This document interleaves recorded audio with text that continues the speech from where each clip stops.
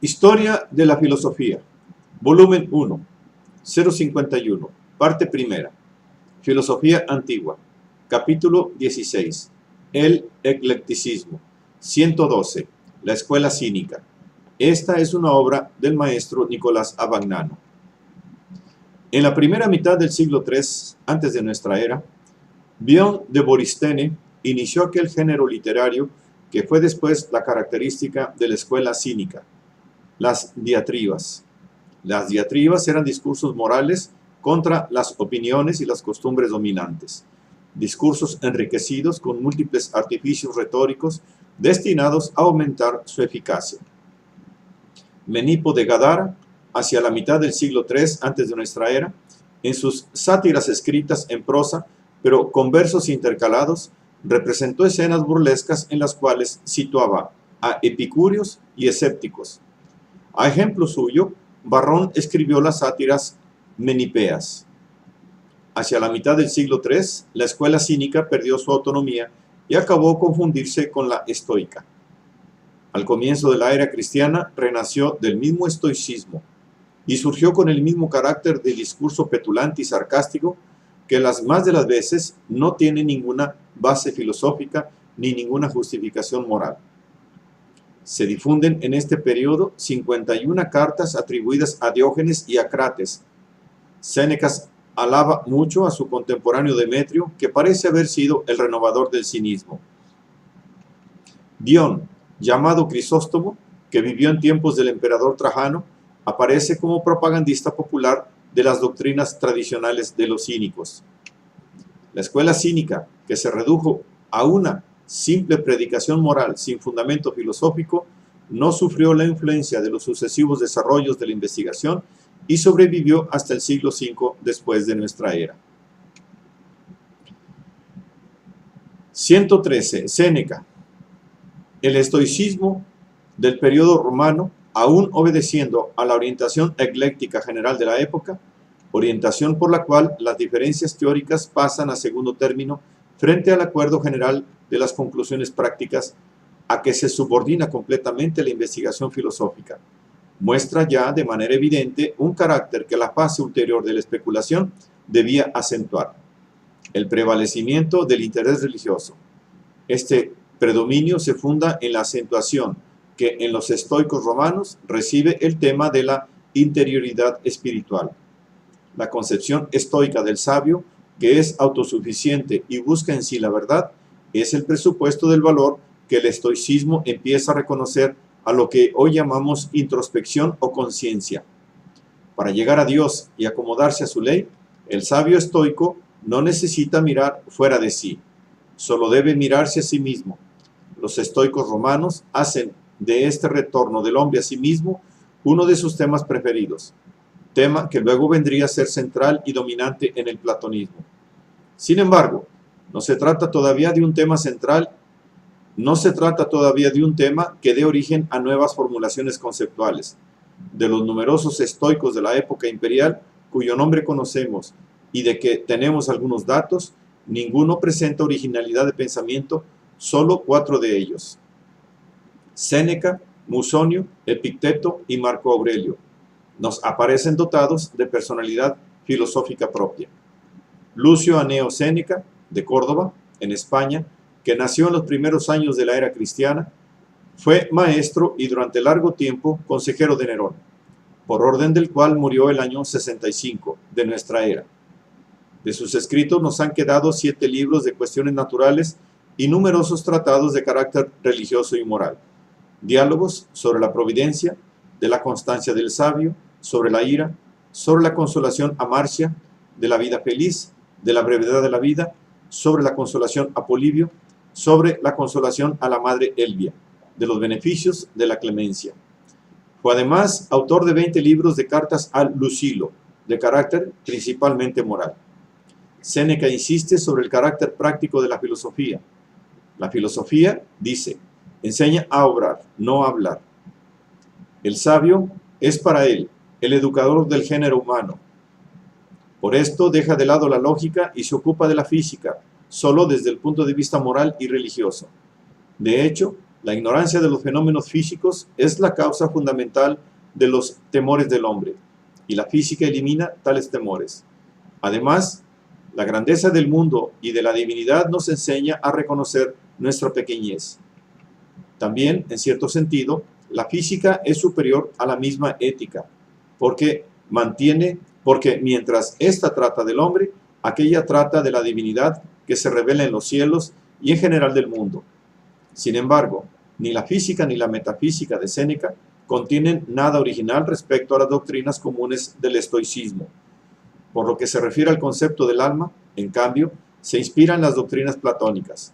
Después de haber distinguido una parte racional y otra irracional, distingue en esta última dos partes, una irascible, ambiciosa, que consiste en las pasiones, otra humilde, lánguida, dedicada al placer. División que corresponde a la de Platón de las partes racional, irascible y concupiscible del alma misma. En Platón se inspira también al considerar la relación del alma con el cuerpo. El cuerpo es la prisión y la tumba del alma. El día de la muerte es verdaderamente para el alma el día del nacimiento eterno. Séneca está muy lejos del rigorismo estoico que ponía un abismo entre el sabio que sigue la razón y el necio que no la sigue. Está convencido de que hay siempre oposición entre lo que el nombre debe ser y lo que en realidad es, y que la oscilación entre el bien y el mal es propia de todos los hombres. Pero por esto se inclina a considerar con mayor indulgencia las imperfecciones y caídas de los hombres.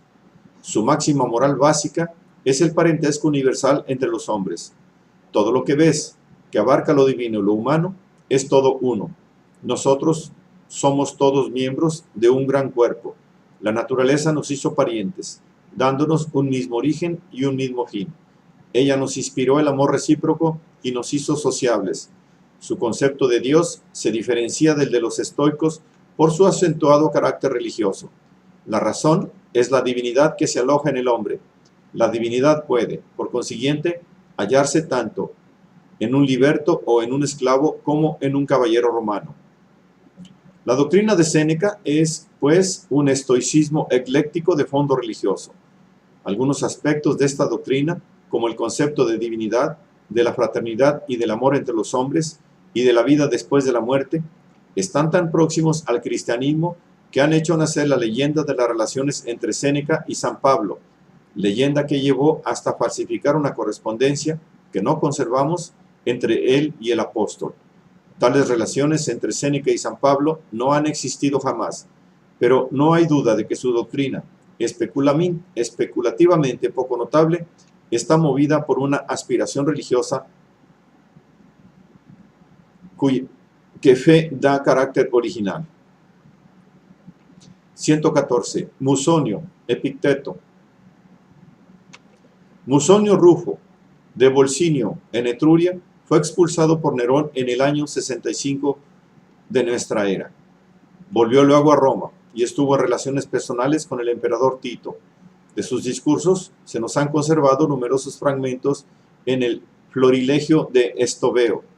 Musonio acentúa todavía más que Séneca el carácter práctico y moralizador de la filosofía. El filósofo es el educador y el médico de los hombres.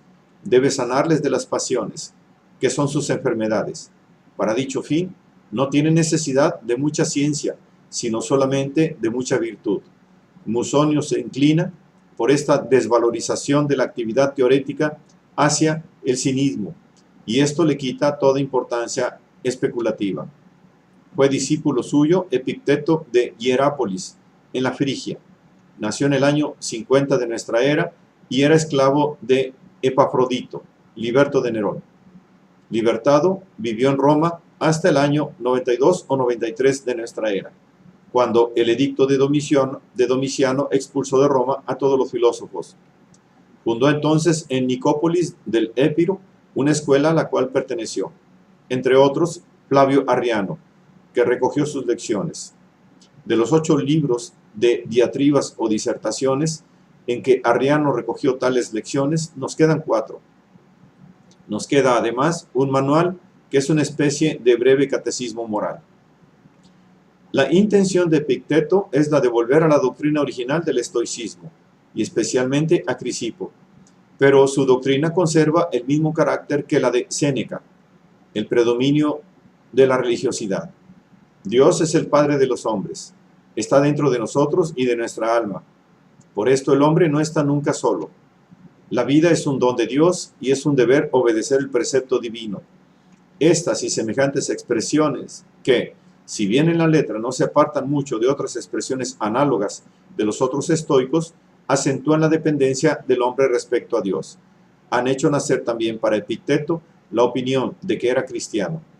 Durante la época bizantina se parafraseó y comentó el manual para uso cristiano. En realidad, la diferencia fundamental entre el moralismo religioso de Epicteto y Séneca y el cristianismo está en el hecho de que para el primero el hombre puede llegar a la virtud solamente a través del ejercicio de la razón y la investigación puramente autónoma, mientras que para el cristianismo el camino del bien es otorgado al hombre por el mismo Dios. Según Epicteto, la virtud es libertad, pero el hombre puede ser libre tan solo desvinculando su propia posición interior de toda dependencia de las cosas externas. Todo lo que no está en su poder, el cuerpo, los bienes, la reputación y en general todas las cosas que no son actos de su espíritu, no deben tener el poder de conmoverle y de dominarle. Las cosas sobre las cuales debe fundar su libertad son las que están en su poder, esto es, los actos espirituales, la opinión, el sentimiento, el deseo, la aversión. Sobre estas el hombre puede obrar, modificándolas y dominándolas de tal manera que sea libre.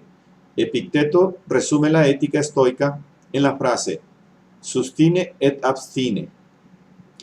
Es necesario abstenerse de oponernos a lo que no podemos evitar, y en cambio es preciso oponernos a las cosas que están en nuestra mano, como las opiniones, los sentimientos y deseos contra la naturaleza o irracionales. Arriano de Nicomedia, en Bitinia, ha sido llamado el segundo Genofonte, en cuanto nos ha conservado las doctrinas de Epicteto. También él, como Genofonte, fue militar y hombre de acción. Él recogió de Epicteto las disertaciones y los coloquios que se han perdido, y es también el autor de aquel resumen de las disertaciones que es el manual. 115. Marco Aurelio. Con Marco Aurelio el estoicismo se eleva hasta el trono imperial de Roma. Nacido en 121 de nuestra era, de noble familia, Marco Aurelio fue adoptado por el emperador Antonino, a quien sucedió en 161. Murió en el 180, durante una campaña militar. Ha dejado un escrito compuesto de aforismos diversos que se titula Coloquios consigo mismo o Recuerdos, en 12 libros. Como Séneca, se aparta en varios pasajes de la doctrina tradicional de los estoicos.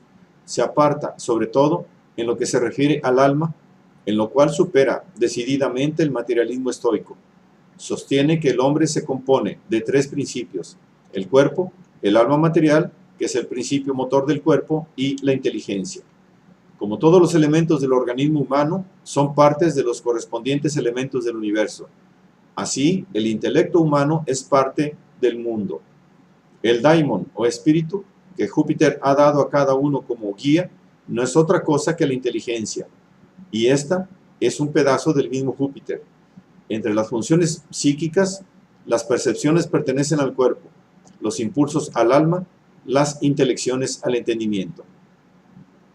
Marco Aurelio, como Séneca y Epicteto, afirma que la condición de la filosofía es el retiro del alma en sí misma, la introspección o la meditación interior, y dice: mira dentro de ti. Dentro de ti está la fuente del bien, siempre dispuesta a brotar si sabes cavar en ti mismo. Por eso hace suya las tesis estoicas del orden divino del mundo y de la providencia que lo gobierna, pero también afirma, por su cuenta, el parentesco de los hombres con Dios. El daimon individual, como parte del entendimiento universal y, por consiguiente, de Júpiter, es el fundamento de esta convicción religiosa. Por su parentesco común, los hombres deben amarse los unos a los otros. Es propio del hombre amar aún a quien le hiere. Debes tener presente que todos los hombres son familiares tuyos, que pecan solo por ignorancia, e involuntariamente que la muerte nos amenaza a todos, y especialmente que nadie te puede dañar, porque nadie puede atacar tu razón. El hombre es parte del flujo incesante de las cosas. La realidad es como un río que se desliza incesantemente. Las fuerzas cambian. Las causas se transforman mutuamente y nada permanece inmóvil. ¿Cuál es el destino del alma en este fluir? Marco Aurelio pinta con colores vivísimos la condición del alma que con la muerte se libra del cuerpo y admite también la antigua creencia del cuerpo como prisión y tumba del alma. Pero para él, el problema de si esta liberación es el comienzo de una nueva vida o el fin de toda sensibilidad pasa a segundo término. Puede ser que el alma, al reabsorberse en el todo, se transmute en otros seres. En esto, Marco Aurelio es más fiel que el platonizante Séneca a la doctrina original del estoicismo.